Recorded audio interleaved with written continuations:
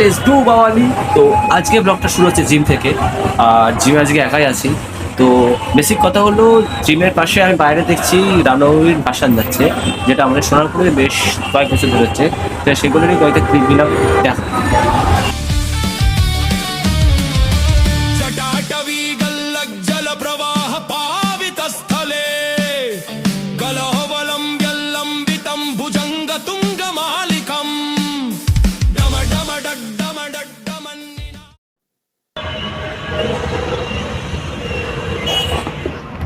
পুরো একেবারে ফুল প্রোটেকশন নিয়ে ওরা মাঠে নেমেছে। তো এটা কোনো পার্টি পলিটিক্স বিরোধী বা পার্টি পলিটিক্স পক্ষে কোনো ব্লগ না, জাস্ট র্যান্ডম ব্লগ, সেটা সেভাবেই না। আমার মধ্যে আমাদের বজরং বলি চলে এসছে, দেখো আর আবার চেল্লাচ্ছে। তো জিম থেকে আজকে চলে এসেছে তাড়াতাড়ি, যেহেতু আজকে রোববার।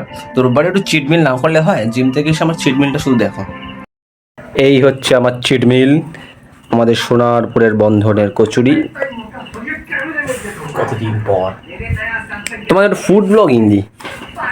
তরকারিটা দেখতে পাচ্ছি মটর, বড় বড় আলু, সয়াবিনটা নেই।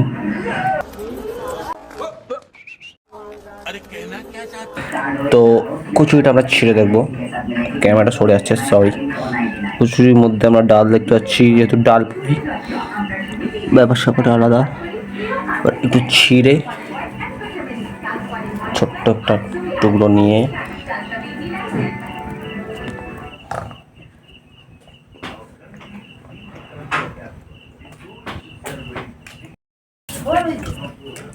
এরকম পছন্দের খাবারগুলো জিমের ফিটনেসের জন্য কয়েক মাস পর খেলে না টেনশন বেশি বেড়ে যায়।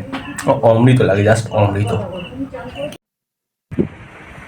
তো রাতের ডিনার, খাওয়া দাওয়া, টিফিন এসব খেয়ে দে এখন আমার চোখ ঘুমে যাওয়ার সময়, চোখ ঘুমে ঢুলে এসছে। তো আজকে ঘুমাতে যাই, আজকে টাটা।